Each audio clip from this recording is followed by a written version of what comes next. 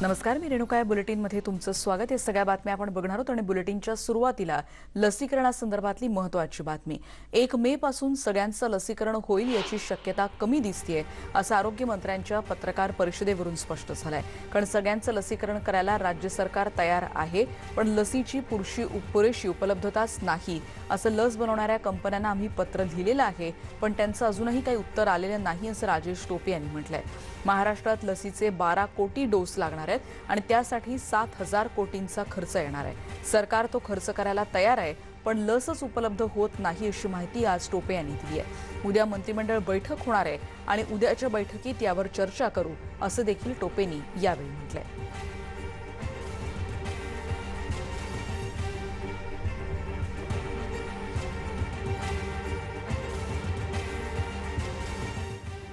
एक मेची वाट पाहत आहेत, ज्यामध्ये 18 वर्षाच्या तरुण मुलांपासून तर 44 वर्षाच्या लोकांपर्यंतचं वॅक्सिनेशन स्टेटची जबाबदारी म्हणून राज्य शासनाने सांगितली. आपण ही जबाबदारी स्वीकारण्यासाठी तयार आहोत. आपलं कॅबिनेटला त्याची नोट सुद्धा आमच्या विभागाच्या वतीनं तयार करून आम्ही पाठवलेली आहे. कॅबिनेट आज होईल, उद्या होईल, त्यावेळेस त्यामध्ये चर्चा होऊन योग्य तो निर्णय निश्चित प्रकारे त्या संदर्भातला होईल. यात आम्ही नक्कीच म्हणतो आहोत की आपल्या सगळ्या जवळजवळ 5,71,00,000 लोक हे 18 ते 44 वयोगटातले आहेत आणि या वयोगटातल्या लोकांना जर आपल्याला 2 वॅक्सिनचे डोसेस द्यायचे असतील तर आपल्याला 12 कोटीच्या दरम्यान वॅक्सिन्स लागणार आहेत, डोसेस लागणार आहेत. वतीनं आम्ही नोट पुटअप केलेली आहे, वेगवेगळे पर्याय दिलेले आहेत. फ्री दिलं तर असा खर्च होईल, कमी दिलं तर असं होईल, वेगवेगळे पर्याय दिलेले आहेत. कॅबिनेटमध्ये सविस्तर चर्चा होऊन कॅबिनेटमधला निर्णय अंतिम माननीय मुख्यमंत्री त्याबाबतचा जाहीर करतील. तर या सगळ्या गोष्टी जरी काही असल्या तरी सुद्धा अवेलेबिलिटी हा सगळ्यात मोठा चॅलेंजिंग विषय आहे. जरी प्रत्येक राज्य तयार असेल, विकत घ्यायलाही तयार असेल, पैसे खर्च करायलाही तयार असेल, तरी सुद्धा अवेलेबिलिटी हा सगळ्यात मोठा चॅलेंज आहे. आरोग्यमंत्र्यांनी त्यांची बाब आता स्पष्ट केली आणि मोफत लसीकरणाच्या प्रस्तावावर सही केली, अशी माहिती आज उपमुख्यमंत्री अजित पवार यांनी मुंबईत पत्रकारांशी बोलताना दिली. उद्या कॅबिनेटच्या बैठकीत यावर चर्चा होईल आणि मोफत लसीकरणावर मुख्यमंत्री अंतिम निर्णय घेतील, असंही यावेळी अजित पवारांनी म्हटलंय. दरम्यान रेमडेसिवीरवर केंद्राबरोबर चर्चा सुरू आहे. रेमडेसिवीर आणि ऑक्सिजनचा पुरवठा जास्त द्यावा, अशी मागणीही त्यांनी आता केंद्राकडे केली आहे. उद्या कॅबिनेटमध्ये तो विषय आणायचं ठरलं. माझी सही झाली, आता मुख्यमंत्र्यांकडे विषय म्हणजे सहीला गेली फाईल, ती सही झाली की उद्या रितसर कॅबिनेटला विषय येईल. विषय कॅबिनेटला आल्यावर आमच्या महाविकास आघाडी सरकारमधले सर्व सहकारी आपली आपली भूमिका त्या ठिकाणी मांडतील आणि सगळ्यांचं ऐकून घेऊन शेवटी राज्याच्या जनतेच्या हिताचा योग्य तो निर्णय मुख्यमंत्री जाहीर करतील. सगळ्यात जास्त सध्या महाराष्ट्रामध्ये पॉझिटिव्हचं प्रमाण पाहायला मिळतं, कोरोना पॉझिटिव्हचं, आणि त्याच्यामुळे तुम्ही आम्हाला जास्तीचा ऑक्सिजनचा कोटा, जास्तीचा रेमडेसिवीरचा कोटा आणि जास्तीचा वॅक्सिनचा कोटा दिला पाहिजे. आम्ही एक चर्चा उद्या ही पण करणार आहे की ग्लोबल टेंडर देखील आम्ही काढण्याचा प्रयत्न करतोय. आणि यानंतर आपण बातमी बघणार आहोत. विधान परिषदेचे विरोधी पक्षनेते प्रवीण दरेकर यांनी लसीकरणाच्या श्रेयवादावरून राज्य सरकारवर टीका केली आहे. तसंच लसीकरणाच्या वादात आयुक्तांनी का पडावा, असा सवालही त्यांनी उपस्थित केलाय. मुंबईचे काही केंद्र बंद केले, परंतु लसीचा साठा उपलब्ध होता. हे दुर्दैव आहे ना. म्हणजे तुम्ही पॉलिटिकल भूमिकेतनं वागता कामा नये. म्हणजे लस त्या ठिकाणी अपुरी आहे दाखवायची, लोकांच्या मनामध्ये केंद्राच्या विषयी रोष करायचा. मला वाटते आयुक्तांनी अशा प्रकारची भूमिका घेणं चुकीचं आहे आणि त्याच्यामुळे पूर्ण लस साठा आला तरच त्या ठिकाणी वितरण करू. तोपर्यंत लोकांनी काय मरायचं का लसीकरणाअभावी, असा माझा जाहीर सवाल आहे आयुक्तांना.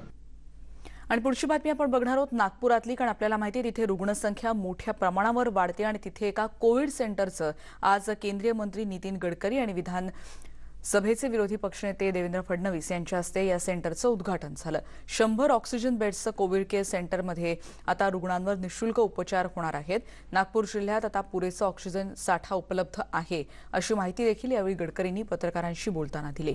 भिलईहून ऑक्सिजनचा कोटा 80 वरून 140 मेट्रिक टन इतका झालाय आणि आता भिलईहून हे ऑक्सिजन आणण्याचे प्रयत्न सुरू आहेत. त्याचबरोबर नागपुरातल्या 6 हॉस्पिटल्समध्ये ऑक्सिजन तयार करण्याचा प्लांट लावला जाणार आहे. वर्धा जिल्ह्यात उद्यापासून 30,000 रेमडेसिवीरचं उत्पादन सुरू होत आहे, अशी माहिती देखील यावेळी गडकरींनी दिली. ये करीब 140 टन अगर ऑक्सीजन भिलाई से पूरा हम ला सकेंगे तो हमें कोई प्रॉब्लम नहीं है. यहाँ जो आइनॉक्स कंपनी है वो 80 टन ऑक्सीजन हवा से तैयार करती है. हमारी रोज़ की रिक्वायरमेंट पूरे नागपुर और विदर्भ की ध्यान में लेते हुए 200 टन ऑक्सीजन की हमें ज़रूरत है. हम भिलाई से ऑक्सीजन जो लाते थे उसके ट्रांसपोर्ट करने में देरी हो रही थी. उसमें ध्यान में आया कि कल रात को मैंने जिलाधिकारी के साथ और इसमें काम करने सभी लोगों की इस मीटिंग की और अब ये ट्रांसपोर्ट का पूरा जो मॉनिटरिंग है वो पैरेखान जी के कंपनी को दिया है.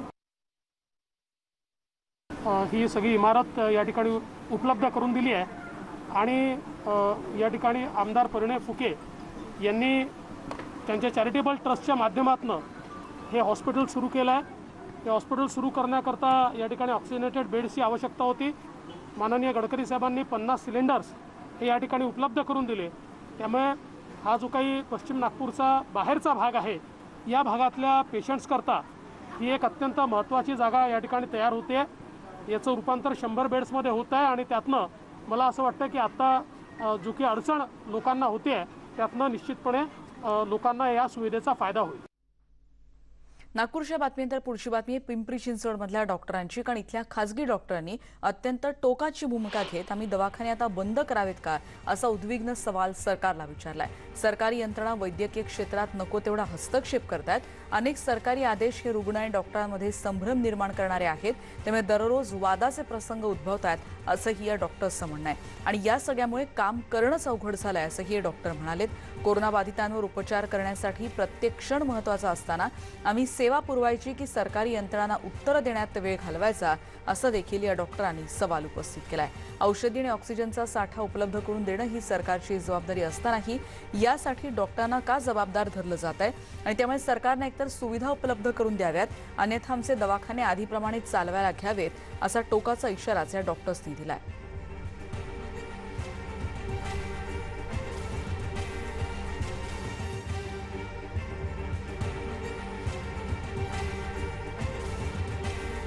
या डॉक्टरांचं म्हणणं काय तेही ऐकूयात.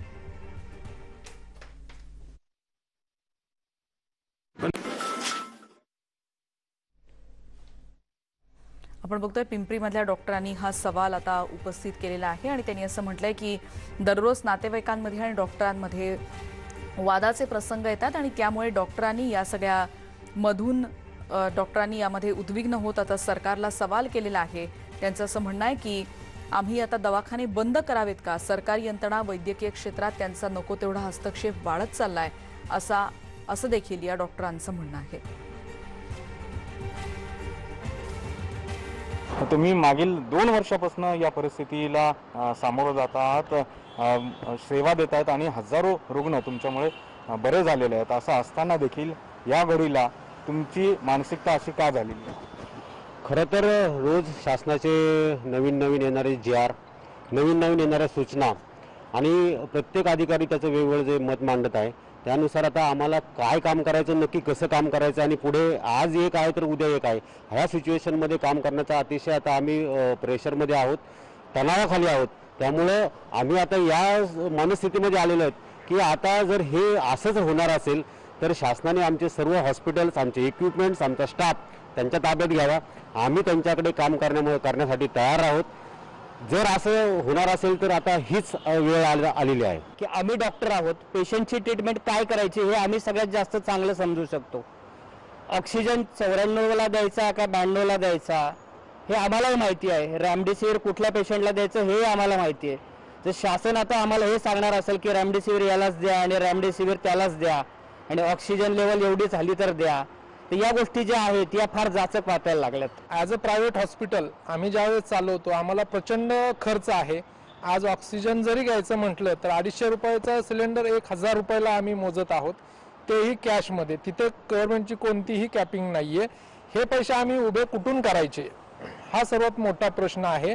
जर डिपॉझिट घेतलं नाही आणि पेशंटनं बिल भरलं नाही तर ते प्रशासन भरणार आहे का? नवीन संभ्रमित करणारे JR किंवा नोटिफिकेशन्स न काढता डॉक्टर्स आणि त्या क्षेत्रातली तज्ज्ञ मंडळींना विश्वासात घेऊन त्याप्रमाणे आपल्याला त्या लोकल प्रशासनाला म्हणजे स्थानिक प्रशासनाला जे गरजेचं वाटतंय आणि स्थानिक ज्या संघटना आहेत त्यांच्याशी चर्चा करूनच निर्णय घ्यावेत. आपण बघतोय पिंपरीमधल्या डॉक्टरांचं नेमकं म्हणणं काय ते आमच्या प्रतिनिधींनी जाणून घेतलं आणि यानंतर एक ब्रेक घेऊन इतर बातम्यांचं पुन्हा भेटूयात. पहा फक्त न्यूज 18 लोकमत.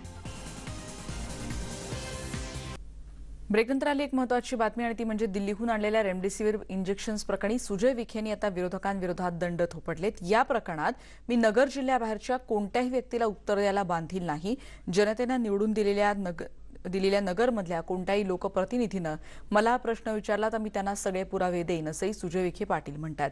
मी किती रेमडेसिवीर इंजेक्शन्स खरेदी करून आणली याचा उल्लेख केलेला नाही आणि यामुळे मला वयावर राजकारण करायचं नाही. माझी बांधिलकी अहमदनगर जिल्ह्यातल्या जनतेशी आहे, त्यामुळे जिल्ह्याबाहेरच्या कोणत्याही व्यक्तीला उत्तर द्यायला मी बांधील नाही असंही सुजय विखे पाटील यांनी म्हटलंय. पण बाहेरून कोणीतरी इतर माणसांनी टीका करणं हे मला वाटतं संयुक्तिक नाही आणि ज्याचा त्याचा पिंड आहे. शेवटी कोणी ना कोणीतरी काहीतरी करणार आहे. कोणी PIL दाखल करेल, कोणी फलाना करेल, कोणी डिमकाना करेल. आपल्याकडं कागदपत्री सगळं हे पहा. कैलासवासी बाळासाहेब विखे पाटलांपासून आम्ही नगर जिल्ह्यामध्ये कार्यरत आहोत. 50 वर्षामध्ये आमच्या कुटुंबाला एकदाही जनतेने साथ सोडलेली नाही. किती पक्ष झाले असतील पण आम्ही जनता आमच्याबरोबर राहिली हा विश्वास आहे. या विश्वासाला असा कधीही लोकांना माहिती आहे की हे कुटुंब कधीही अशा पद्धतीचं बोगस काम करणार नाही. याच्यात आम्हाला समाधान आहे. मी नगर जिल्ह्याच्या नागरिकांना उत्तर देण्यास बंधनकारक आहे, बाहेरच्या नाही. आणि यानंतर या बुलेटिनमध्ये आता आपण इथेच थांबतो आहोत. येणाऱ्या बुलेटिनमध्ये या सगळ्या बातम्यांचा आढावा आपण घेत राहणार आहोत. पण जाताना महत्त्वाचं आवाहन, मास्क वापरा, सुरक्षित रहा. पहा फक्त न्यूज 18 लोकमत.